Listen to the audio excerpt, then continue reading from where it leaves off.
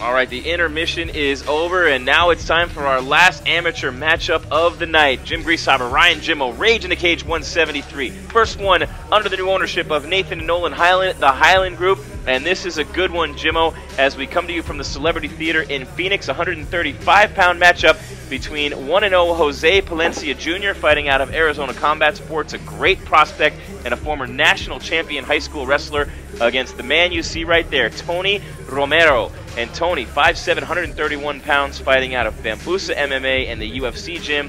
And Mesa, Arizona, still looking for his first win in the cage.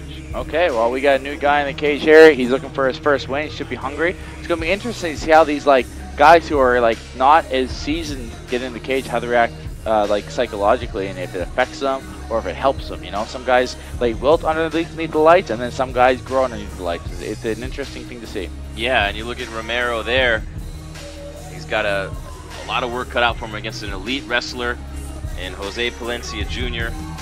He's got, of course, a lot of experience as a wrestler and really a lot newer to the fight game. His brother, Richard, has a lot more fights under his belt. He's 8-0, and he is the Rage in the Cage bantamweight champion. Okay, Richard Palencia. So obviously Team Palencia, they know what they're doing. They have the marketing campaigns. They fight out of AZ Combat Sports, coached by Trevor Lally. Trevor obviously has sent a lot of fighters on to the higher levels as we await the arrival of Jose Palencia. You know, the wrestling background probably is going to have a lot to do with it. He's already used to be seasoned under under scrutiny and serving underneath some hard conditions. So it's the fact that they're both early in the MMA career is gonna serve him a little bit better than the other fellow. And one thing about Jose Palencia that you also want to note is that he has trained with some hardcore fighters like Jamie Varner, but more importantly, not more importantly, but more extensively with John Moraga. And John Moraga, also a Maryville wrestler. These guys have known each other for years and years. They've been friends for that long. You see Moraga right there in his corner. Moraga's had a lot of success in the UFC, got the title shot, was unable to win the belt from Mighty Mouse, but able to put himself into position to get it. There's his brother Richard, and John Moraga, you see Trevor Lally, so that's his corner. Richard Palencia to the left, Trevor Lally in the middle, and behind our referee is John Moraga, UFC star and former ASU wrestler. Well, that's a pretty stacked corner he's got right there, and he seems to feel pretty comfortable with those guys in his corner. Having something like that, you know that you're the dominant kind of juggernaut. That's a confidence builder. It really is. You know when you train with hardcore guys all the time and big names and very talented guys all day and every day, you get in the ring with someone who doesn't do that, and it's just like they're just simply not up on that level. They're just not used to dealing with people like that. Guys like Richard Palencia and Jose Palencia make this their living. I mean, you look at Jose Palencia Jr. right there. Here's a guy who works in a dental office, so if he gets his teeth knocked out, he's in good shape. I guess so. Not that he's going to. I'm just saying, if by chance he does. I wonder if he ever goes in and does any kind of self-work in there, you know, does some dental surgery on himself. That'd be interesting. There's our Rage babe, Katie Coles.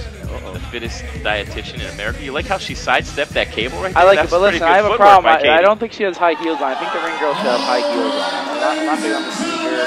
You know, the ring girl that she wears high heels. Back arch a little bit more. Even Katie, as tall as she is. Every.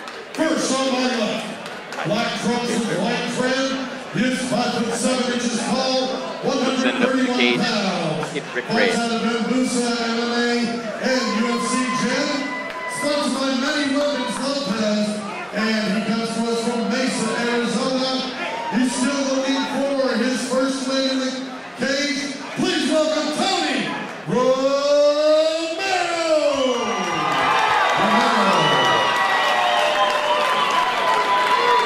His opponent on my right, wearing black trunks with gray and white trim, and fighting out of the blue corner. He is 5'5" inches tall, 135 pounds. Coming to us from Phoenix, Arizona, he fights out of Arizona Combat Sports with a record of 1 win, no losses. Ladies and gentlemen, Jose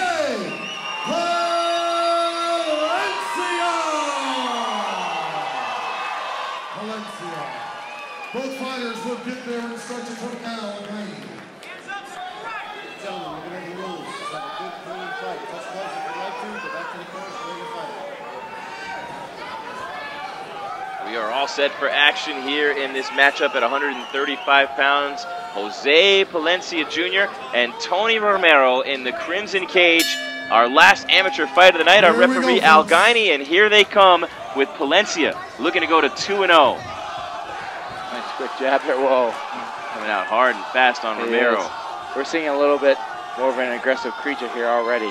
Throwing some hard intentions, and I think maybe a little bit of athlete. You see he's got a little more pop behind his punches and a little more knockout power, just being the wrestler he is and the athlete he is. Very quick. It's I've heard time and time again, and we've heard it over the years. If you're already an elite wrestler, you can pick the other things up a little bit more quickly. He's got that quickness. You see Palencia, now he's going for the choke right away. Just getting manhandled here, really. He doesn't want Palencia's hands all over him all night. Speaking of Romero, Palencia will be looking for the takedowns. There's a right hand from Romero. Palencia just getting started in his MMA career. Only his second fight. His brothers had 8. As Jose looking for the jab in there on Romero, who was winless in the cage. And I think Palencia is doing the right thing. You know, some guys that come from other disciplines, they want to jump right against really high-level competition, and sometimes they don't have the other skills in point, so they kind of falter and flail a little bit at first. So I think he's doing the right job. He's challenging himself here. Obviously, someone who has some legitimate skills. But he's not like fighting off more than he can chew, so he has those time to mature. Let him know what you want to see out there. 26 years old, Palencia, young age. Some guys, everyone's a little bit different. Some guys burn out when they're a little bit earlier. Some guys get a little bit better as they grow and they mature. So it's really dependent upon the individual. And I mean, we're seeing people like Mark Hunt and like other guys like that who are getting better as they approach 40 years old. I mean, Randy Couture was another example of someone who got better in his 40s. So I mean, it's really an individual thing. And then there's guys who they fight real young in their early 20s, and by the time they're like in their mid to late 20s, I mean, their career is starting to take a downswing there just because they've been burnt out a little bit. So it's really an individual thing. A lot of those wrestlers come out of Maryvale High School. Moraga, Frankie Saenz, Henry Cejudo, the Olympic gold medalist. He's on his way to some big things. As we look at Palencia, just misses with an overhand right. I think Romero is doing the right thing. He's got to keep throwing those jabs out, but don't eat those shots like that, because Palencia's got some power on his punches. Coming straight in with the left that time was Jose Palencia Jr. Oh, big right from Romero connects with the jaw of Palencia. And that's what I'm talking about. He came a little bit unwieldy with that left hook, a little too wide, didn't keep his chin down, didn't fake. And someone who, even though he's not a UFC fighter, he's not a high-level fighter, with Romero could... Nice shot by Palencia with the right. Turned into a stand-up affair here. Now in the clinch, a knee from Palencia. Interesting that Palencia isn't going right to the wrestling. He should do a head snap and just pull him down and just start like laying some ground pound on him. But Romero seems to be doing a pretty good job keeping the fight on the ground where he wants it. That's the end of round number 1. How about that action from Palencia? Romero landed a couple of shots, but I think that was a pretty easy round for Palencia in terms of the scorecards. I think so too. And for his credit, Palencia keeping it standing the whole first round. That's obviously something that he wants to work on in his stand-up game, and this is the time when you want to do it. You don't want to wrestle all the lower-level guys the whole time, and then later on in your career not have any stand-up. So I think maybe he's doing the right thing. Maybe you should soften him up a little bit with a little bit of wrestling, slow him down a little bit, and then you can have a little bit easier time in the stand-up department. His brother pretty animated in his corner there. Speaking of Richard Palencia, Trevor Lally, his head coach, giving him some instructions. There you look at Romero's corner as well. The shirt there says it all. Coach, it's obvious. He's coach. He's got a beard. It's a mighty beard he's got there. A mighty beard. Both of them covered. Ready for round number 2 with Tony Romero and Jose Palencia Jr., who won round number 1, I think, pretty convincingly. Referee Al Guiney getting ready to get these guys started with our second round. It's 3 3-minute rounds. If it goes that long, they touch gloves, and here they come. Well, none of these guys, neither one of these guys have seemed to really, even when they got hit with clean shots, really been put down or had a lot of hurt on them. So we're not seeing a lot of knockout power. We're seeing some good punches here. Nice combos by Palencia. Yeah, but we're not seeing anyone landing devastating shots here. So it's going to be, it might go the distance. At 135, it's hard to generate as much power as the heavier fighters. You see a lot more knockouts in the heavier weight divisions. Yep. One punch in the... Big right on Palencia drops Romero. And they, oh, look at that wrestling control, and that's what I'm talking about. He just manhandled him once he hit the ground. He just threw him over like he was nothing. Palencia on top of Romero now looking to dish out punishment coming through the guard up against the cage. Romero allowed, of course, to be all over the cage with those feet. But you can't touch it with your hands. And now Romero from the bottom landing a couple of rights to Palencia's face. So one thing that wrestlers always have to be careful of, they always kind of drive with their head. So they usually open a little bit open to either, you know, arm bars, to guillotine, triangle. So that's one thing that, you know, Palencia just has to be careful of, that he doesn't get caught in something silly, being the dominant wrestler he is. Even though they're dominant, there is weaknesses there, you know. So. Jose Palencia Jr. is in top position, controlling this fight against Tony Romero. Final amateur bout of the night at Rage in the Cage 173 here at Celebrity Theater in Phoenix, as Palencia, with blood coming out of the face of Romero, continuing his assault. And I mean, that head up against the face doesn't feel good either. Not at all. And Palencia wants to pass this guard. He doesn't want to sit in someone's guard. I mean, you can get submitted here. If you go to half guard, you can't really get submitted with much. If you go to side mount, there's not much you can do. You know, this is not a place that he wants to sit and beat on him. Especially wrestlers have been known to be a little bit weak when it comes to defending submissions from the guard, because they're so used to just being dominant and lying on top. They drive with their heads. They do certain things that are going to allow people to submit them. Referee Al Guiney stands them up, and Palencia comes right back at Romero. Oh, good left hook, right. Palencia coming right at you. Boom, with the left again, and another left. Nice jabs from Palencia. His stand-up game's pretty impressive for a wrestler. Absolutely, With only one fight under his belt. Yep, absolutely. So again, I think he takes that work ethic that he has in wrestling, and he's putting it right toward the stand-up. And obviously very athletic as he lands the left to the body there, and now they clench up again. And a knee from Palencia right to the gut of Romero. Looking for hand control. Trying to get the head snap. Oh, he's going for a choke here. Going for a choke. He might get this. Looking pretty good. Nope. Standing guillotine, now a left knee into the body. Good transitions, you know, within he goes from wrestling to Muay Thai to hands. He's really being impressive here. You know, he's mixing it up well, and those transitions are pretty smooth.